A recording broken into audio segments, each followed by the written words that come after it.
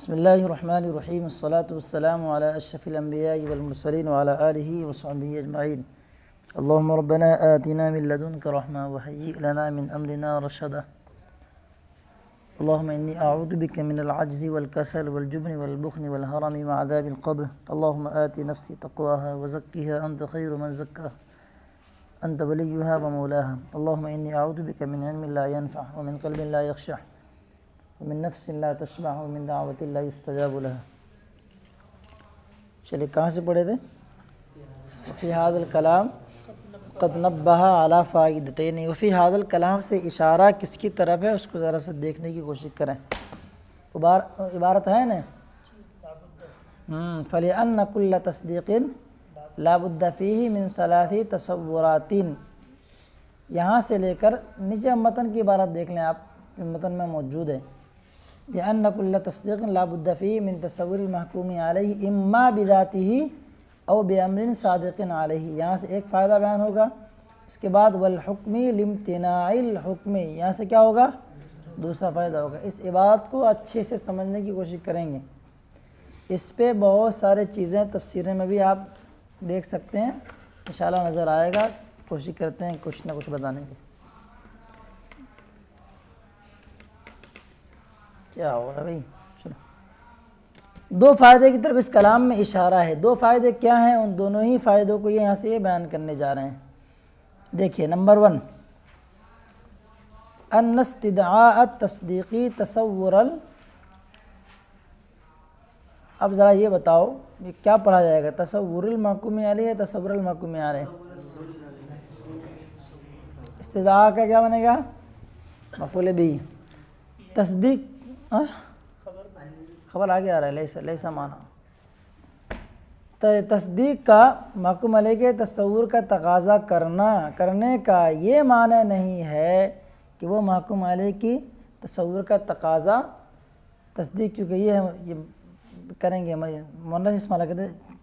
تصدیق محکوم علیہ کے تصور کے تقاضا کرنے کا یہ معنی نہیں ہے کہ وہ محکوم علیہ کی کنہی حقیقت کے ساتھ تصور کا تقاضا کر رہی ہے، ٹھیک ہے؟ حتیٰ لو لم یتصور حقیقت الشیء لامتنع الحکم علیہ، یہاں تک کہ اگر شے کی حقیقت کا تصور نہ کیا جائے تو اس پر حکم ممتنع ہو جائے، اس بات کا تقاضا نہیں کرتی ہے۔ کہنا کیا چاہ رہے ہیں؟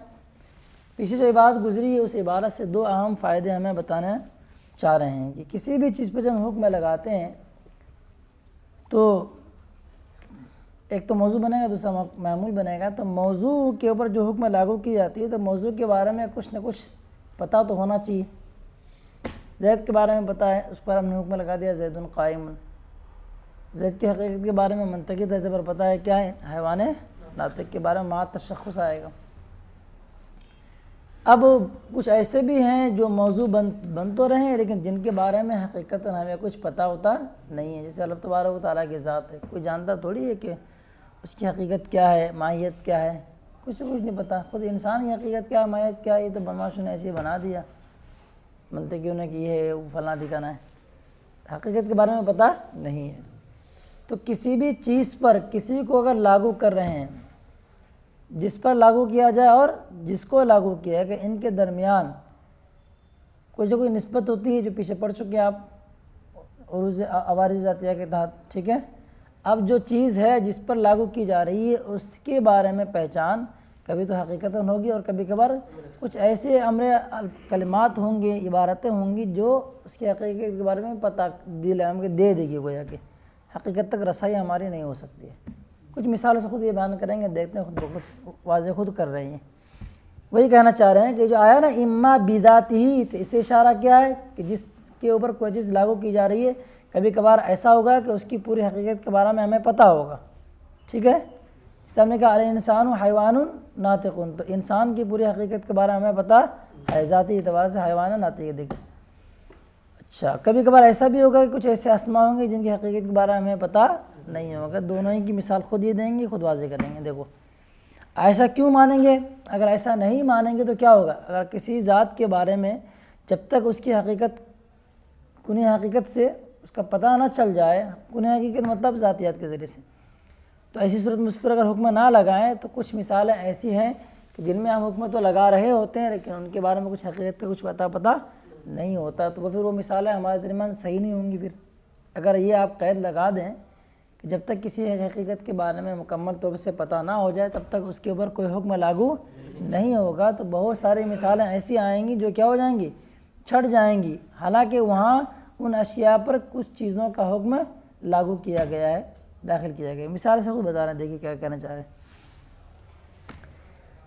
تصدیق کا محکوم علیہ کے تصور کا تقاضا کرنے کا معنی یہ نہیں ہے کہ تصدیق محکوم علیہ کی تصور کا تقاضا کر رہی ہے کنی حقیقت کے ساتھ، اس طور پر کہ اگر شے کی حقیقت کا پتہ نہ چلے تو اس پر حکم محال و ممتنع ہو جائے۔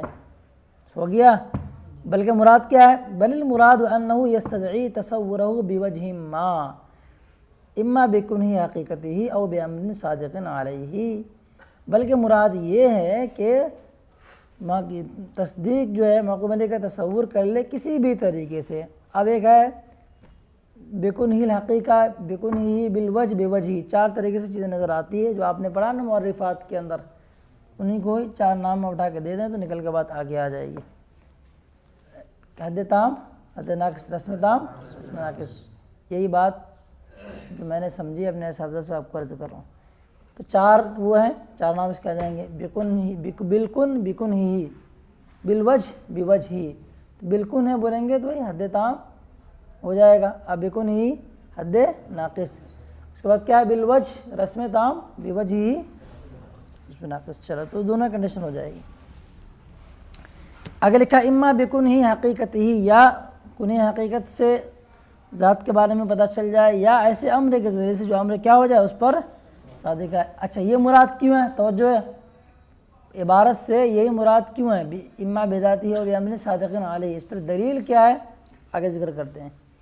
فإنا نحکم علی الاشیاء یا علی اشیاء، اگر آپ کتاب میں افلام داخل نہیں تو لا نعرف حقائقہا، کیونکہ کچھ چیزوں پر ہم حکم تو لاگو کرتے ہیں لیکن ان کی حقیقت کے بارے میں ہمیں کچھ بھی عطا پتہ نہیں ہوتا ہے۔ لسنا علی شیء منہا، جیسے مثال، جیسے ہم واجب الوجود پر علم و قدرت کا حکم لگاتے ہیں، ہم نے کہا کہ اللہ عالم، علیم، اللہ قدیر، تو کیا اللہ تبارک و تعالیٰ کے اوپر علیم و قدیر کا جو حکم لگایا ہم نے محمول بنایا، کیا اللہ تعالیٰ کی حقیقت کے بارے میں کس کو پتہ ہے؟ نہیں پتہ ہے۔ کیسے پتہ چلا کہ کیا ہے؟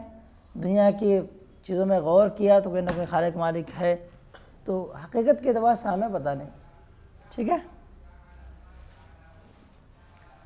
اچھا اس کے بعد دوسرا آیا ہے اعلیٰ اشیاء، اس کے بعد آگے اسی پر عطف ہے، کما نحکم علی واجب الوجود پر عطف ہے، وعلی شبح نراہ من بعید، شبحن کے مطلب کہتے ہیں اوپر سے نظر آنے والی چیز کیا ہوتا ہے؟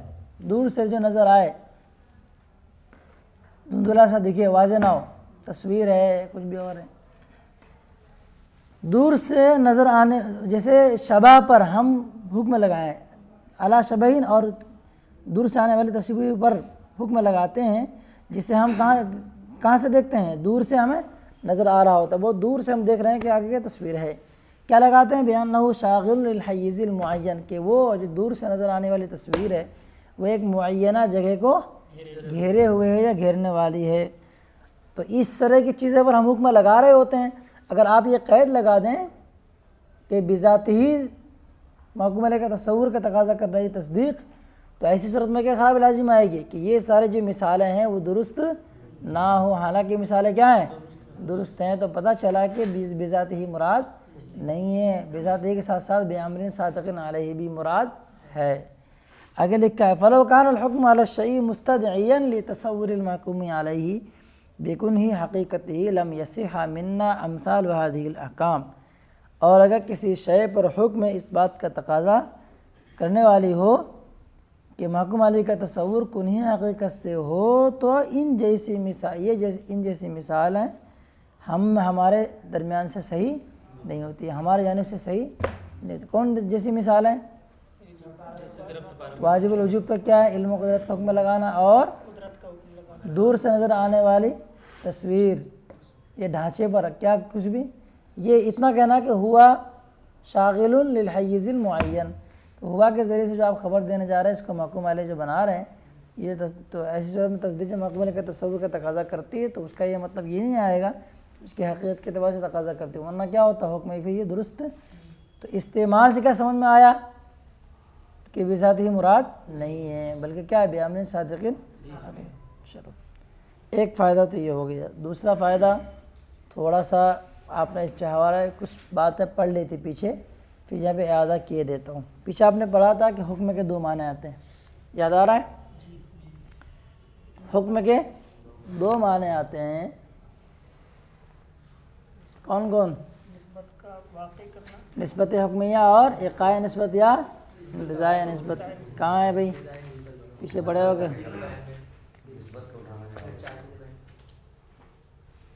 ہاں وائندہ یہ ہے نا، وربما یحصل ادراک النسبت الحکمیہ بدون الحکم، اس طرح کی بات پیچھے آئی ہوئی تھی، تو وہاں میں نے بتایا تھا کہ نسبت حکمیہ اور حکم کے درمیان تھوڑا سا فرق ہے، جہاں جہاں حکم ہوگا وہاں کیا ہوگا نسبت حکمیہ، لیکن جہاں جہاں نسبت حکمیہ ہو جائے وہاں حکم، اس طرح کی بات پیچھے آئی ہوئی تھی، اس کو اور اچھے سے تھوڑا سا دیکھ لیجئے گا۔ اب یہاں پہ آتے ہیں، اسی سے ملتی جلتی بات ہے، کہنا چاہ رہے ہیں کہ دو جگہ متن میں حکم کا لفظ آیا ہے، والحکم لامتناع الحکم۔ سر اٹھائیے یہاں پہ اچھے سے سن لیجیے، کچھ وقت کم ہے، بعد میں بند کرنے جا رہا ہوں سبق۔ دونوں جگہ آیا حکم میں، ٹھیک ہے؟ اس کی جو احتمالی اور عقلی صورت نکلیں گی وہ نکلیں گی چار۔ کیسے؟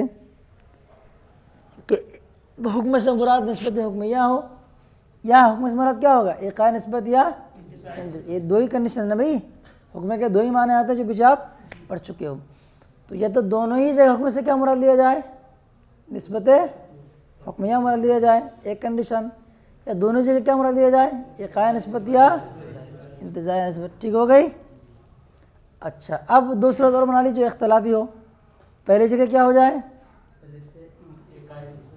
چلو جو بھی اقاء نسبت کر لیں آئے، دوسری جگہ کیا کر لیا آپ، ارے اقاء نسبت انتزاع نسبت دونوں ایک ہی ہے، مثبت بول دیا ختم، نسبت حکمیہ مراد لیں گے، ٹھیک ہے؟ چوتھی کیا کر لیں آپ اس کے اگینسٹ کر لیں، کیا کر لیں آپ پہلی جگہ نسبت حکمیہ اور دوسری جگہ اقاء نسبت یا انتزاع نسبت۔ سمجھ میں نہیں آ رہا ہے؟ چار نکلیں گے نا بھائی، والحکم لامتناع الحکم، دو مرتبہ آیا لفظ حکم، تو دو مرتبہ لفظ حکم کیوں لائے ہیں اس کی وجہ بیان کرنے جا رہے ہیں، اس کا فائدہ بیان کرنے جا رہے ہیں کہ دو مرتبہ حکم لانے سے حکم کے دو معنی کی طرف اشارہ کرنا مقصود ہے۔ پہلی جگہ حکم سے مراد ہے نسبت حکمیہ، اور دوسری جگہ حکم سے مراد کیا ہے اقاء نسبت یا انتزاع نسبت۔ یہ صورت متحقق ہے، اس کے علاوہ تین صورت اور بنتی ہے، وہ کیوں نہیں لے سکتے ہیں؟ اس لیے نہیں لے سکتے کہ لیں گے تو خرابی لازم آئے گی، وہ خرابی کیا لازم آئے گی آگے خود بیان کرنے والے ہیں۔ بس سمجھ میں آ رہی؟ احمد ہے کوئی نیا حال ہو رہا ہے؟